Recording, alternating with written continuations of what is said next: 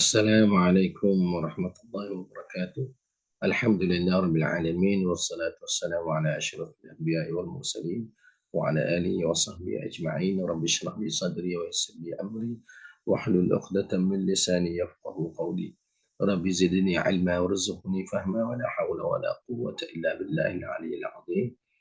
Uh, Tuan-tuan yang dikasihi, alhamdulillah bersyukur kami kehadrat Allah SWT kerana dapat uh, bersama-sama untuk membentangkan kertas kerja kami, artikel yang kami tulis yang bertajuk Panduan Interaksi Media Sosial berasaskan hadis terpilih daripada Al-Arba'in An-Nawawiyah yang akan kami bentangkan dalam seminar international ini, International Conference on Islam in Malay World yang kali ke-11 ini.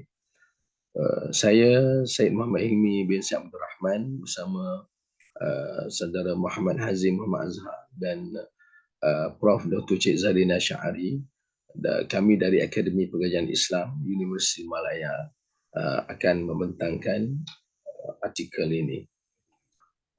Baik, tuan-tuan yang dikasihi, sebagaimana kita tahu bahawa Rasulullah sallallahu alaihi wasallam adalah role model, suri teladan yang terbaik untuk kita bagi umat baginda sallallahu alaihi wasallam, yang mana segala ajaran Rasul sallallahu alaihi wasallam itu adalah sangat penting untuk diikuti, dan salah satu aspeknya ialah aspek komunikasi yang akan kita sama-sama lihat yang akan kami ketengahkan nanti. Sebagaimana Rasul sallallahu alaihi wasallam mengajar atau menjadi panduan kepada kita dari segala aspek. So begitu jugalah dari aspek tutur cara, kata bicara yang kita sentiasa gunakannya untuk berinteraksi sesama kita. Tuan-tuan yang dikasihi, metodologi kajian yang kami gunakan adalah yang berbentuk hadis maudhu'i, yang kita kumpulkan hadis-hadis yang ada kaitan dengan cara komunikasi Rasul sallallahu alaihi wasallam atau yang berkait dengan komunikasi yang terdapat dalam kitab Al-Arba'in An-Nawawiyah. Baik, kita semua tahu bahawa penggunaan internet dan media sosial di alam ini, di dunia ini amat banyak sekali. Sehingga dalam statistik mengatakan bahawa 4.95 bilion manusia menggunakan teknologi internet, iaitu bersama 62.5% daripada keseluruhan populasi manusia yang berjumlah 7.91 bilion. Jadi banyak sekali. Sudah tentu di Malaysia dan juga di Indonesia saya rasa lagi banyak. Itu yang menggunakan internet atau media sosial sebagai medan atau ruang untuk berkomunikasi. Apabila ramai yang berkomunikasi, sudah tentulah akan sedikit sebanyak, di samping komunikasi itu memberi impak yang positif, sudah tentu ada impak yang negatif daripada penggunaannya. Kerana manusia ini an-nasu ajnas, manusia tidak sama, dan hati juga tidak sama, akal pemikiran juga tidak sama. Itu menyebabkan penggunaan media sosial itu juga tidak sama. Jadi terdapat beberapa masalah yang terbit daripada penggunaan media sosial ini, seperti bully cyber, ya, pengantunan seksual, penipuan dalam pelaburan, atau yang diistilahkan sebagai love scammer juga ada. Tidak kurang penyebaran berita palsu atau maklumat palsu, dan kebebasan bersuara yang digunakan secara tanpa hak, secara tidak sihat, yang menyebabkan juga ada terbit daripadanya penghinaan sesama Muslim ataupun penghinaan terhadap kaum lain dan sebagainya. Okey. Bagaimana perspektif Islam terhadap salah laku yang dilakukan dalam media sosial? Dalam firman Allah SWT surah Ar-Rum ayat 41, Allah SWT berfirman, "Zaharal fasadu fil barri wal bahri bima kasabat aydin nas linudhiqahum ba'd alladhi 'amilu la'allahum yarji'un." Ayat ini menerangkan bahawa manusia ada menjadi penyebab kepada kerosakan di dunia ini. Kalau kita lihat dari konteks semasa, konteks media sosial, tangan di samping merosakkan bumi, tangan juga boleh kita kaitkan dengan kerosakan apabila tangan yang memegang teknologi atau tangan yang berada dalam media sosial itu menjadi alat untuk melakukan kerosakan. Lebih-lebih lagi dalam komunikasi dan perkara-perkara yang berkaitan dengannya. Baiklah. Apakah dia punca masalah etika?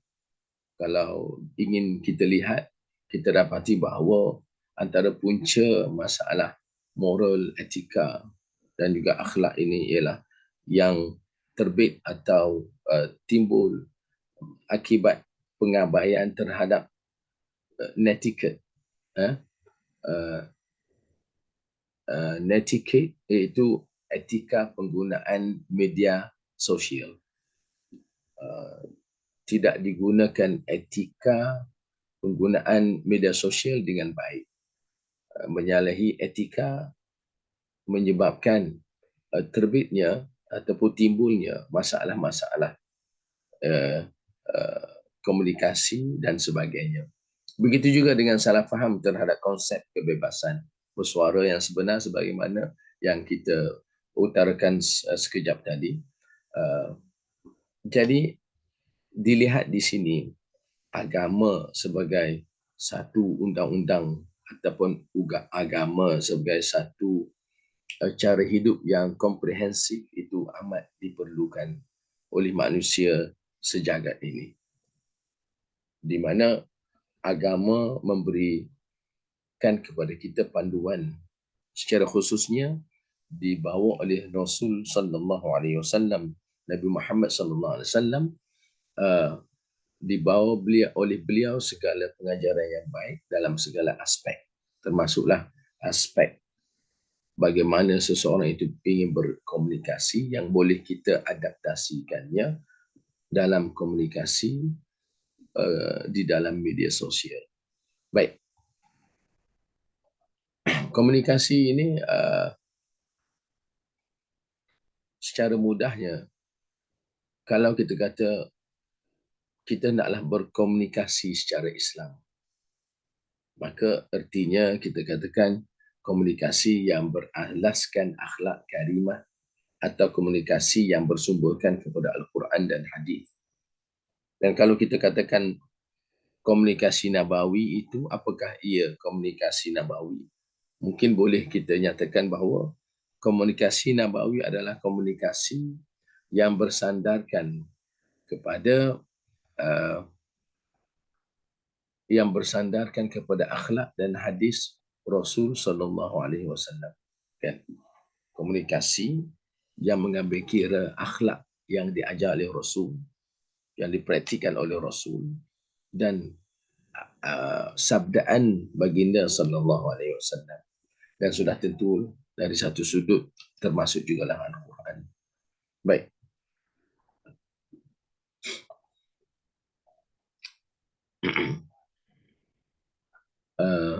Jadi apa yang akan kami kupaskan di sini adalah berkaitan dengan komunikasi yang diajar oleh Rasulullah SAW melalui hadis yang terdapat dalam kitab Al-Arba'in An-Nabawiyah, kitab 40 hadis yang disyarahkan oleh Al-Allamah Imam An-Nawawi. Okey. Dilihat dalam kitab Al-Arba'in An-Nawawiyah terdapat beberapa hadis, dan antaranya kami pilih hadis yang pertama untuk dijadikan rujukan ialah hadis yang menekankan prinsip persaudaraan berasaskan kepada keimanan. Itulah hadis yang ke-13 yang berbunyi la yu'minu ahadukum hatta yuhibba li akhihi ma yuhibbu li nafsihi. Hadis ini menyatakan bahawa seorang kamu tidak akan benar-benar beriman, tidak akan sempurna iman salah seorang daripada kalian sehinggalah dia suka saudaranya memperoleh kebaikan sebagaimana dia sukakan dia sendiri mendapat kebaikan tersebut. Jadi hadis ini mendorong untuk seseorang itu mengasihi orang lain sebagaimana dia kasihi dia mendapat kebaikan untuk dirinya sendiri. Kalau dalam konteks komunikasi, segala apa komunikasi yang baik, yang ingin dia dapat, yang ingin dia dengar, kata-kata bicara yang baik, maka itu jugalah yang ingin dia berikan ataupun dia impikan agar saudara se-Islamnya mendapat. Dapat. Baik, itu hadis yang pertama. Untuk hadis kedua, sebagai panduan, hadis yang berbunyi ittaqillah haitsuma kunta wa atbi'is sayyi'atal hasanah tamhuha wa khaliqin nas bi khuluqin hasan. Hadis yang kedua ini adalah hadis yang menekankan prinsip ketakwaan kepada Allah SWT dengan melakukan perbuatan yang baik sesama manusia dan dengan sesama manusia yang lain dengan orang lain. Baik, ini juga memberikan satu kita kata panduan kepada kita dalam berkomunikasi atau berinteraksi sesama manusia. Baik. Seterusnya, panduan interaksi media sosial yang ketiga ini kita ambil daripada hadis yang ke-20, iaitu hadis yang mengatakan hadis yang mengatakan sesungguhnya termasuk perkara yang didapati oleh manusia dan perkataan nubuah yang pertama adalah jika engkau tidak malu maka perbuatlah sesuka hatimu.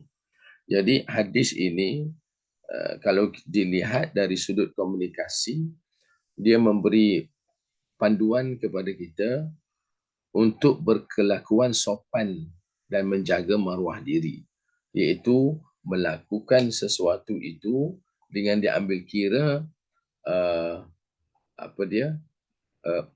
sifat malu kita, dengan meletakkan sifat malu ketika berkomunikasi, berbicara, menggunakan media sosial dan sebagainya.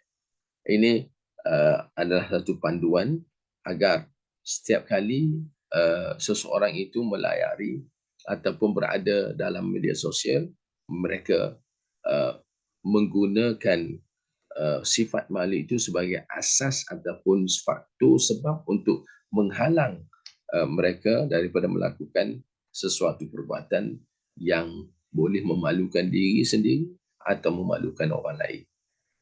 Baik, tuan-tuan, hadis yang keempat pula ialah hadis, bukan hadis keempat, hadis yang mempunyai panduan yang kita ambil tentang komunikasi pula adalah hadis yang ke-15 yang memberi panduan agar setiap manusia itu berkata baik atau diam.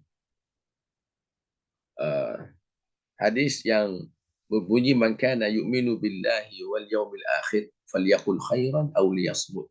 Hadis ini adalah satu panduan yang besar daripada Rasul sallallahu alaihi wasallam yang memberitahu kita bahawa sekiranya kamu benar-benar beriman kepada Allah dan hari akhirat, maka hendaklah kalian berkata benar, dan jikalau tidak boleh berkata benar, maka hendaklah kalian senyap, ataupun kalau tidak ingin berbicara dengan banyak yang tidak mempunyai faedah, maka hendaklah senyap, kerana senyap itu adalah lebih baik.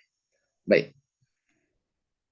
Ini antara hadis ini berbentuk jawami' al-kalim, iaitu hadis yang ringkas tetapi memiliki makna yang amat luas. Saranan Rasulullah untuk berkata baik atau diam dapat dilihat dalam semua perkataan. Boleh jadi salah satu, sama ada baik ataupun buruk. Perkataan kita boleh jadi baik ataupun buruk. Sekira baik, maka dianjurkan kita berkata ataupun berbicara dengannya, dan sekiranya perkataan itu adalah buruk, maka disarankan kita berdiam diri, tidak berbicara dengan kata-kata tersebut. Ini jugalah yang dapat diperhatikan dalam media sosial. Ya, okey, baik. Tuan-tuan yang dikasihi, hadis yang ke-26 seterusnya kita ambil, iaitu hadis panduan sebagai panduan kelima, iaitu kita hendaklah menggunakan kalimah yang baik, membantu urusan orang lain, juga mendamaikan orang yang bertelagah. Hadis ini memberi panduan agar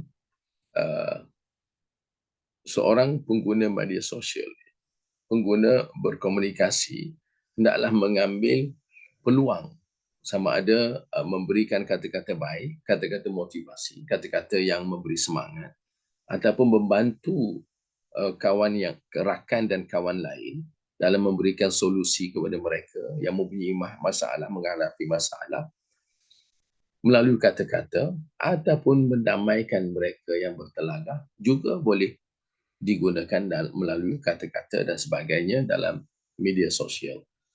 Baik, panduan yang ke-6 pula daripada kitab Al-Arba'in An-Nawawiyah, daripada hadis Rasulullah SAW, yang memberi panduan agar setiap kita hendaklah membuat pengesahan maklumat dan menghadirkan bukti yang berkaitan, ya, dalam sesuatu situasi. Baik, ayat pada hadis ini berbunyi, lau yu'tan nas bida'wahum ladda'a rijalun amwala qaumin wa dima'ahum walakin al-bayyinatu 'ala al-mudda'i wal yaminu 'ala man ankar. Hadis ini bermaksud seandainya setiap orang diberikan apa yang dia kehendaki sesuai dengan pengakuannya, tentulah dia akan banyak orang yang akan menuntut harta dan darah daripada golongan yang lain. Akan tetapi bukti itu harus ditegakkan oleh orang yang menuntut, dan sumpah itu wajib diberikan oleh orang yang mengingkari ataupun mengingkari. Hadis ini atau panduan ini amat berguna kepada mereka yang menggunakan media sosial sebagai medan untuk berkomunikasi atau berinteraksi. Di mana hadis ini juga mengajar kita untuk bertabayun ketika menggunakan media sosial. Bertabayun itu mencari kepastian, mencari kebenaran daripada maklumat yang kita dapat atau daripada apa yang ingin diperkatakan dan sebagainya. Dalam sebagaimana yang dinyatakan dalam firman Allah surah Al-Hujurat ayat 6, ya ayyuhalladzina amanu in ja'akum fasiqun binaba'in fatabayyanu, itu kan yang menunjukkan bahawa Allah SWT menyuruh hamba-hambanya mencari, menyelidiki maklumat dan sebagainya bagi memastikan kebenarannya. Kerana maklumat yang dusta, maklumat yang palsu itu akan memberi mudarat kepada banyak pihak. Baik, seterusnya hadis yang ke-16 diambil sebagai panduan yang ke-7, iaitu panduan menggunakan media sosial dengan tenang, tidak melepaskan kemarahan di ruang media sosial. Sebagaimana yang kita ambil semangat ini melalui hadis Rasul sallallahu alaihi wasallam ketika mana beliau baginda sallallahu alaihi wasallam diminta oleh seorang sahabat untuk diberikan wasiat, lalu baginda mengatakan yang maksudnya janganlah engkau marah, dan diulangi pertanyaan tersebut dan diulangi oleh Rasul sallallahu alaihi wasallam jawapan yang sama, la taghdab, janganlah engkau mudah marah.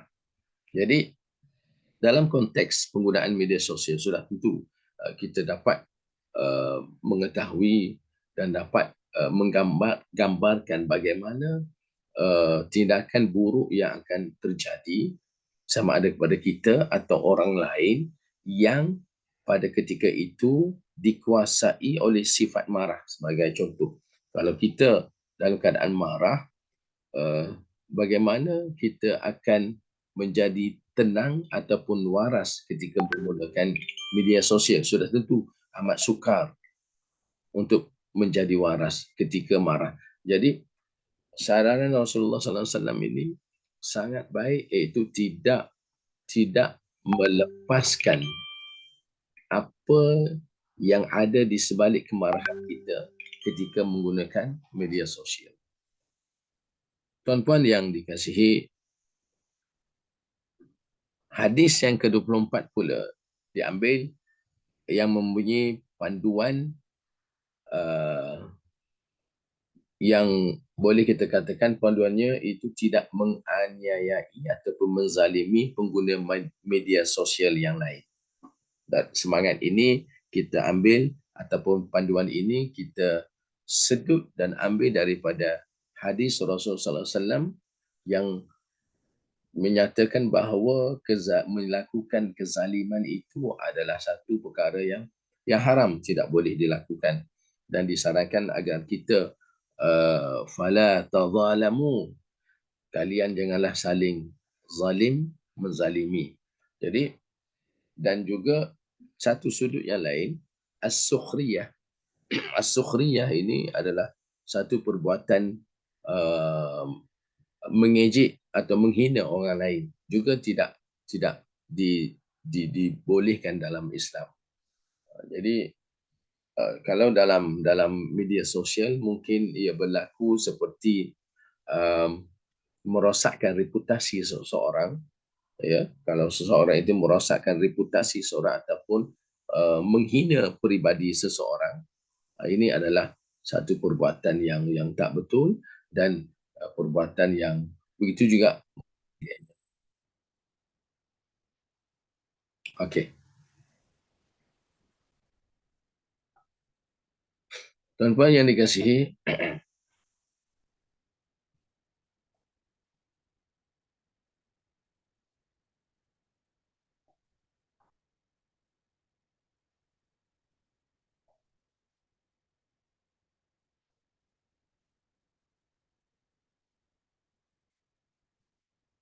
ada masalah ni.